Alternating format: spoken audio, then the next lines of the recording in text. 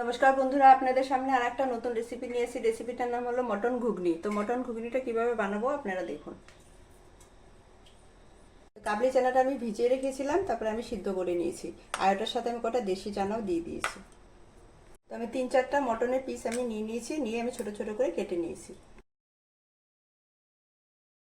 তো ঘুগনিটা বানানোর জন্য আমি একটা মশলা করে নেব।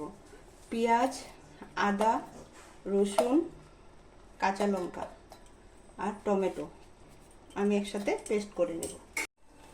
ঘুগনিটা বানানোর জন্য আমি কড়াইতে সরষের তেল দিয়ে দিব।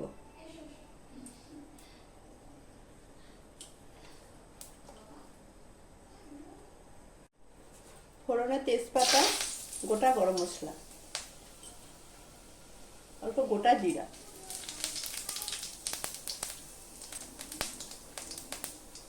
পেঁয়াজ কুচানো,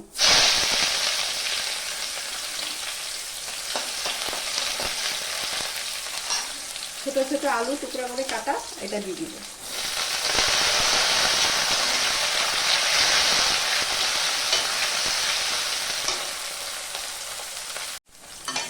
আলু আর পেঁয়াজটা লাল লাল ভাজা হয়ে গেছে, আমি এখন পেঁয়াজ রসুনের পেস্টটা দিয়ে দিব।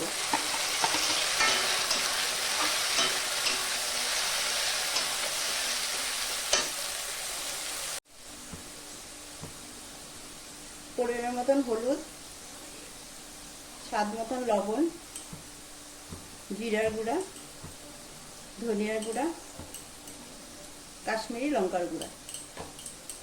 আমি এখন ভালো করে মশলাটা কষিয়ে নেব।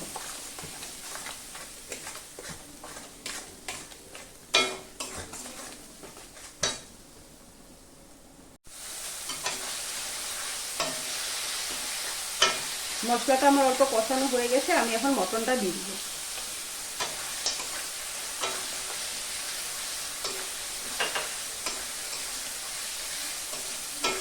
মটনটা মশলাটা আমি খুব ভালো করে কষিয়ে নেব।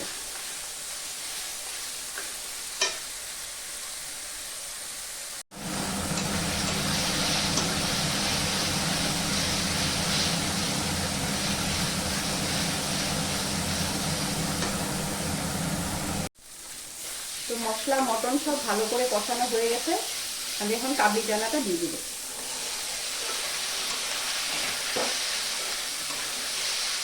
কাবলি চানাটা দিয়েছি, আমি আরেকটু কষিয়ে নেব।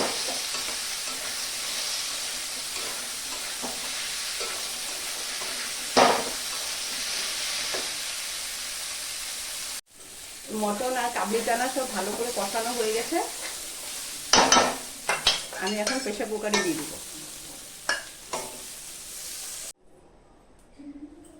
ঘুগনিটা আমি প্রেসার কুকারে দিয়ে দিয়েছি, গরম মশলা পাউডার দিয়ে দেবো।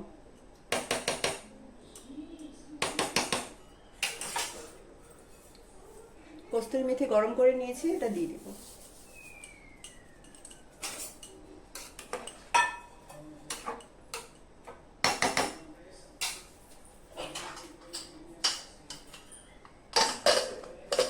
আমি 4টা মতন সিটি মেরে নামিয়ে দেবো।